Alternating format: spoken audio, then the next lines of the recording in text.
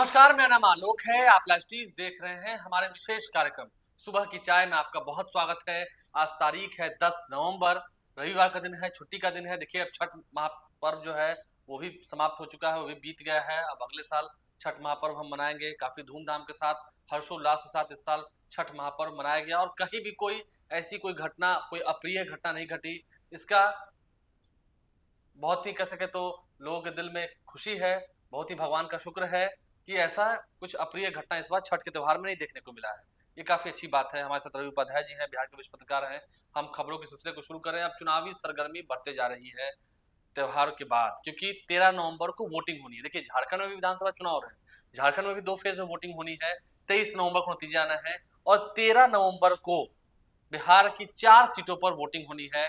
तरारी, रामगढ़, बेलागंज और इमामगंज, इन 4 सीटों के लिए धुआंधार प्रचार जारी है। आज बिहार के मुख्यमंत्री नीतीश कुमार भी प्रचार करेंगे। लालू प्रसाद भी आज से चुनावी प्रचार करने के लिए निकल रहे हैं, उसके बारे में आपको विस्तार से बताएंगे। प्रशांत किशोर ने भी सुधाकर सिंह को खूब कस के जवाब दिया है, खूब दम भर जवाब दिया है। ये कह दिया है कि सुधाकर सिंह जैसे कई लोग जो हैं वो 2 साल से यात्रा कर रहे हैं, कुछ फर्क नहीं पड़ता है। प्रशांत किशोर ने भी जवाब दिया है। प्रशांत किशोर के 4 उम्मीदवार क्या करेंगे उस पर भी हमारी नजर बनी हुई है। शिक्षा विभाग ने भी बड़े फैसले लिए हैं। शिक्षा विभाग की ओर से बड़े बड़े फैसले लिए गए हैं। एक तरफ जहां ट्रांसफर पोस्टिंग नीति को लेकर शिक्षकों में नाराजगी है, वहीं शिक्षा विभाग ने एक और बड़ा फैसला लिया। अब प्रोफेसर्स की तनख्वाह भी तभी मिलेगी जब वो नियमतः अपने काम करते रहेंगे, नियमतः वो सही रहेंगे। देखिए, हम जब शिक्षा विभाग की बात कर रहे हैं, इसके अलावा हम आपको खबर बताएंगे। संजय सिंह जेडीयू के एमएलसी हैं, आज से वो भी शंखनाद करेंगे। बाढ़ जा रहे हैं, क्या करेंगे? चुनाव लड़ेंगे ही लड़ेंगे। हमारे सतलु उपाध्याय जी हैं। हम खबरों के सिलसिले को शुरू करते हैं। त्योहार तो बीत गया, अब तो लालू प्रसाद और नीतीश कुमार तो कल भी खैर गए थे, तरारी गए थे, रामगढ़ गए थे। आज मुख्यमंत्री नीतीश कुमार की चुनावी जनसभा होनी है बेलागंज और इमामगंज में। लालू प्रसाद भी आज से प्रचार प्रसार कर निकल रहे हैं। तेजस्वी तो कर ही रहे थे।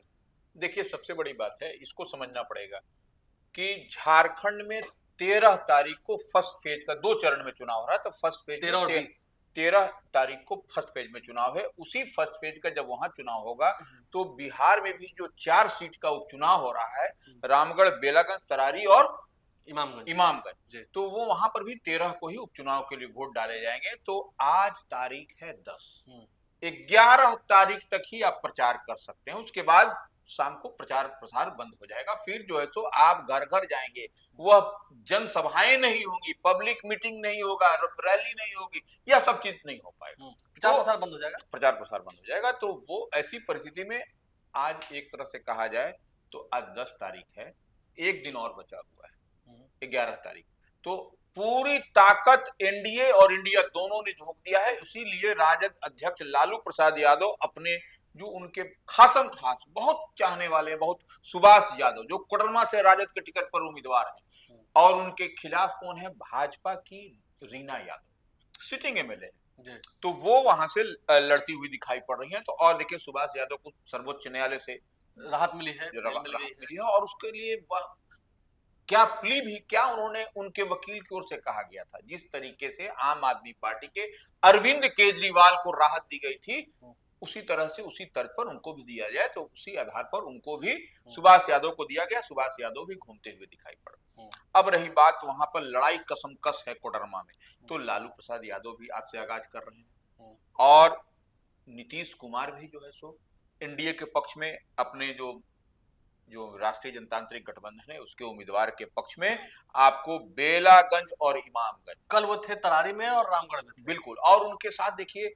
उनकी जब बेलागंज इमामगंज में नीतीश कुमार की सभा होगी तो लोक जनशक्ति पार्टी रामविलास के राष्ट्रीय अध्यक्ष और केंद्रीय मंत्री चिराग पासवान भी रहेंगे। और देखिए, इमामगंज में चिराग पासवान का भी टेस्ट है, क्योंकि जन सुराज ने इमामगंज से वहां पर जितेंद्र पासवान को उम्मीदवार बनाया है। तो वो इसीलिए कहा जा रहा है, और कई तरह की बातें भी छन करके आ रही थी कि जीतन राम मांझी और चिराग पासवान दोनों के विचार, एक घटक दल, एक अलायंस में रहते हुए भी दोनों के विचारों में भिन्नता है। तो इस लिहाज से चिराग पासवान भी वहां पर रहेंगे, नीतीश कुमार भी रहेंगे। और वहां पर देखिए, वहां पर छोटू सिंह है, आपके जेडीयू के महासचिव है, वो वहां पर घूम रहे हैं। नीतीश कुमार के आने के पहले वो समा और फिजा बना रहे हैं। अशोक चौधरी भी मेहनत कर रहे हैं। तो ऐसे में निश्चित रूप से आपको देखने वाली बात होगी कि बेलागंज और इमामगंज में नीतीश कुमार की जब सभा होगी तो बेलागंज में जेडीयू प्रत्याशी मनोरमा देवी के पक्ष में होगी। वहां यादव वोट बैंक में सेंधमारी हुई है कि मनोरमा देवी भी यादव समाज से हैं, तो यादवों का वोट इधर जेडीयू की ओर भी आता हुआ दिख रहा है, जो बात हकीकत है। देखिए, यादव वोट में सेंधमारी, मुसलमान में भी जो है सो वो सेंधमारी, मोहम्मद अमजद देखिए, हाँ, वही कह रहे जनसुराज हैं पार्टी के जनसुराज पार्टी के मोहम्मद अमजद हैं और वहां पर 75 से 80 हजार बेलागंज में मुस्लिम हैं। तो इस लिहाज से वहां पर देखिए ओसामा साहब का भी जो है सो रोड शो कल देर शाम को हुआ है, देर शाम हुआ है और जनसंवाद और रोड शो, तो निश्चित रूप से ओसामा साहब का जो रोड शो हुआ है वह मुस्लिम वोट को अपने पाले में महागठबंधन इंडिया ब्लॉक और तेजस्वी यादव ने करने की कवायद में यही एक बड़ा सा एक खेल खेला गया है। हालांकि देखे तो वहां पर कारी शोएब भी काफी मेहनत कर रहे थे, आरजेडी के एमएलसी हैं, उन्होंने भी काफी मेहनत की है, कई दिनों तक सभाएं की हैं, गांव-गांव में जाकर जनसंपर्क किया है और लोगों को एकजुट करने की कोशिश की है, मेहनत उन्होंने भी बहुत की है। हाँ, नहीं कारी शोएब तो एमएलसी हैं और ग्राउंड जीरो पर काम करते हैं, वो कोई हवाई नेता नहीं है, इसलिए हम वो नहीं कह रहे हैं। लेकिन सवाल ये है कि ओसामा साहब का घूमना कहीं ना कहीं अल्पसंख्यकों में एक तो अंडर करंट मैसेज हाँ, एकजुटता की बात है। हाँ, तो ये यहाँ पर इसीलिए उनका रोड शो रखा गया है और रोड शो भी बीते दिन हुआ और उसके बाद से सभा भी। तेजस्वी यादव भी प्रचार प्रसार कर रहे हैं। तेजस्वी यादव तो कल ही उनका जन्मदिन था, 35 वर्ष के हो गए वो, काफी धूमधाम से मनाया गया, हाँ, नेताओं ने मनाया। बिल्कुल। तो लालू यादव भी चुनाव मैदान में आज से उतरेंगे, नीतीश कुमार तो उतरे हुए हैं ही, वो भी प्रचार प्रसार करेंगे, तेजस्वी यादव भी प्रचार प्रसार करेंगे, मुकेश सहनी भी प्रचार प्रसार कर रहे हैं, तो साथ में ही तेजस्वी यादव के साथ में हेलीकॉप्टर से उड़ रहे हैं, कल ही कोडरमा भी गए थे। बिल्कुल बिल्कुल, और वो जन्मदिन में केक भी खाते खिलाते हुए दिखाई दे रहा है। बिल्कुल। तो खैर जश्न भी बन रहा है, प्रचार प्रसार भी हो रहा है, देखना होगा नतीजा क्या निकल के आता है, ये तैयारी तो पूरी है। इसके अलावा प्रशांत किशोर ने भी कह दिया है, सुधाकर सिंह जो कह रहे थे, सुधाकर सिंह बक्सर के सांसद हैं, उनके भाई अजीत सिंह चुनाव लड़ रहे हैं, उन्होंने कहा कि विधायक का चुनाव 1 साल के लिए है, मैं तो सांसद 5 साल के लिए हुआ हूँ, यानी कि इसे आप धमकी भरा लहजा भी कह सकते हैं, कुछ लोग प्रेम भरा लहजा भी कर रहे हैं। नहीं देखिए, यह निश्चित रूप से सुधाकर सिंह के भाई वहां से रामगढ़ से लड़ रहे हैं, जगदानंद सिंह के बेटे, हाँ जगदानंद अजीत कुमार सिंह लड़ रहे हैं, तो वह निश्चित रूप से यह उनके बड़े भाई होने के नाते या भाई होने के नाते जिस तरीके से उनका एक तरीके से आप जनता को डरा के और बिगड़ा हुआ बोल, बिगड़े बोल से आप नहीं वोट को साध सकते हैं, यह कहीं ना कहीं यह बेहतर तो नहीं कहा जाएगा। यह लोकतंत्र में या आप जो है सो रिक्वेस्ट कर सकते हैं, आग्रह कर सकते हैं, अपील कर सकते हैं, लेकिन आप यह कहिएगा कि पिछले वर्ष 2020 के चुनाव में 3 था, इस बार 300 होगा, डंडे से पिटाई, तो यह बात तो कहीं ये प्रशांत किशोर ने जवाब भी दिया है। बिल्कुल, प्रशांत किशोर ने कहा कि ऐसे लोगों से नहीं डरते हैं।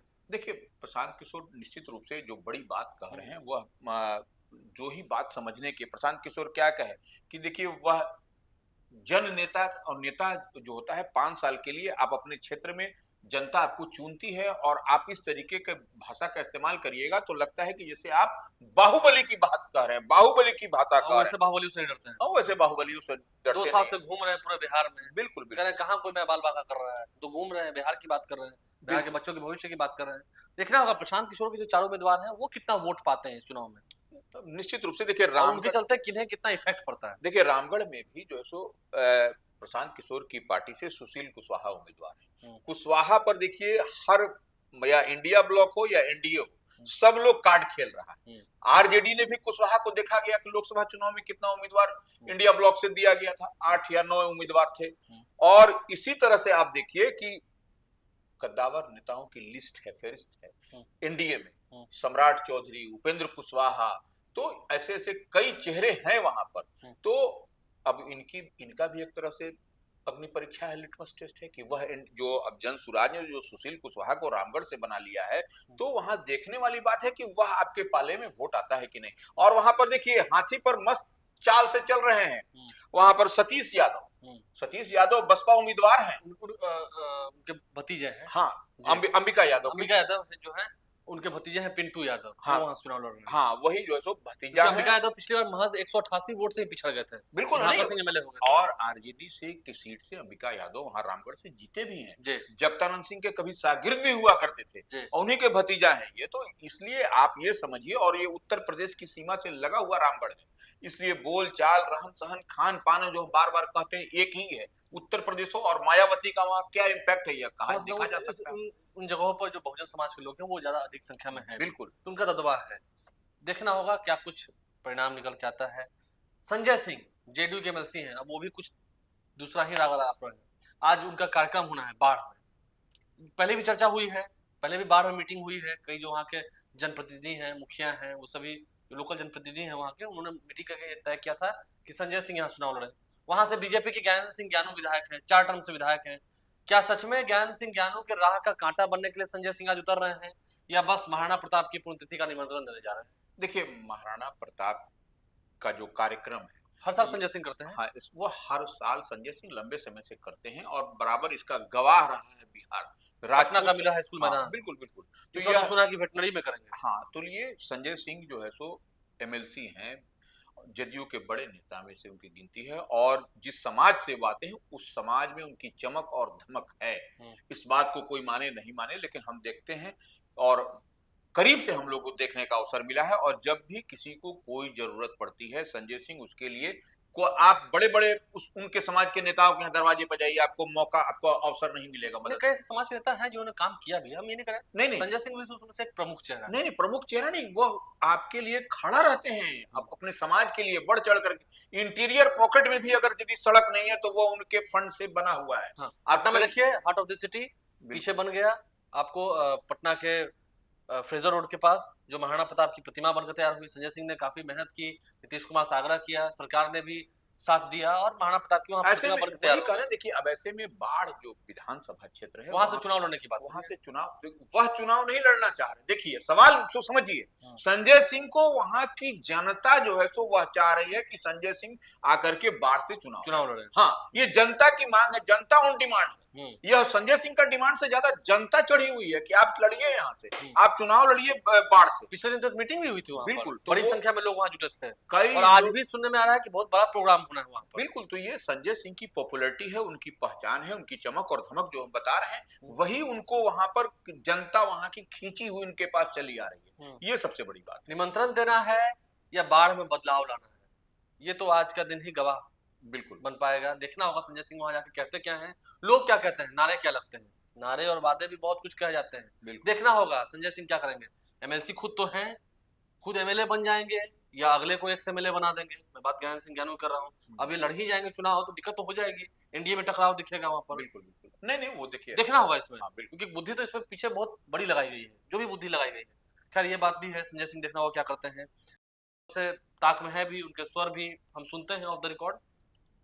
नहीं, लेकिन वो of the record Nitish Kumar से अलग हट के नहीं, इंडिया के साथ ही, लेकिन उनकी इच्छा है कि वहां देखिए, सबसे बड़ी बात है कि ऑफ द रिकॉर्ड की बात नहीं है आलोक जी। इसको ऐसे समझिए कि जनता कह रही है कि आप बाढ़ से लड़िए, तो जनता डिमांड है। हाँ, तो जनता ही जनार्दन है, जनता की ही चाहत से कोई भी एमएलए, कोई भी एमपी बनता है। तो इस परिस्थिति में निश्चित रूप से संजय सिंह को जिस तरीके जनता की आखिर चाहत थी ना, पप्पू यादव एमपी हो गए, बिल्कुल जनता की चाहत थी, शंकर सिंह एमएलए हो गए, जनता की चाहत होगी तो कुछ भी हो सकता है। चलिए हम बात आते हैं शिक्षकों पर कब्जा करते हैं। शिक्षकों को ट्रांसफर पोस्टिंग के तहत अब उनके ट्रांसफर पोस्टिंग की बात, मतलब ट्रांसफर पोस्टिंग नीति जो बनकर तैयार हुई उसके तहत अब बदलाव की तैयारी है, यानी कि उनका ट्रांसफर भी किया जाएगा। आवेदन अब मांगे गए हैं 7 तारीख से ही, इसकी शुरुआत भी हो चुकी है, लेकिन अभी भी कुछ लोगों को दिक्कत है और शिक्षा विभाग ने बड़े बड़े फैसले भी ले लिए। हाँ, नहीं, शिक्षा विभाग का ताजा फैसला जो है सो पिछले दिनों आया, वह अभी ताजा फैसला है। आप उसको देखिए कि सभी विश्वविद्यालयों के प्रोफेसरों को और कर्मचारियों को डेटा को सप्ताह भर में जो पेरोल मैनेजमेंट पोर्टल पर अपलोड करना है, पेरोल मैनेजमेंट पोर्टल पर अपलोड करना है, जिससे कि अक्टूबर और नवंबर माह का वेतन भुगतान किया जा सके।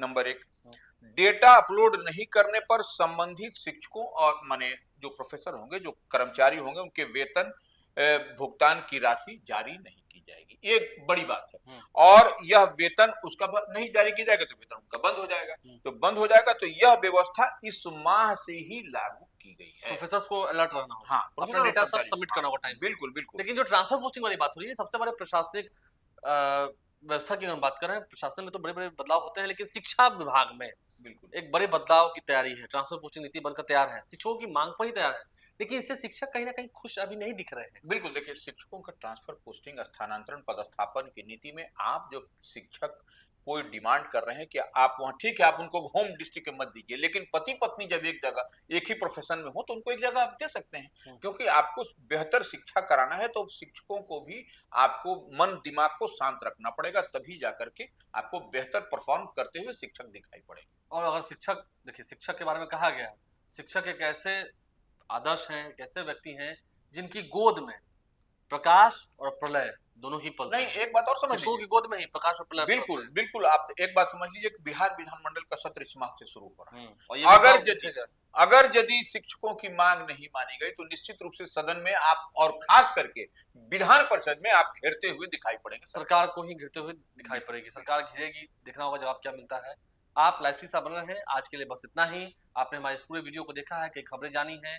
गर्माहट तो है राजनीति में, त्योहार के बाद अब इस सर्दी भी थोड़ी थोड़ी बढ़ रही है। आप अपना ख्याल रखिए, थोड़ा गर्म कपड़े पहनना शुरू कीजिए, खास करके शाम में और सुबह में। दिन में तो ठीक रहता है, लेकिन जो सियासत गरमा रही है, उस गरमाती हुई सियासत की तमाम वो खबरें हम आप तक पहुंचाते रहेंगे। हमारे चैनल को सब्सक्राइब कर लें, साथ साथ फेसबुक पेज भी लाइक करें। धन्यवाद।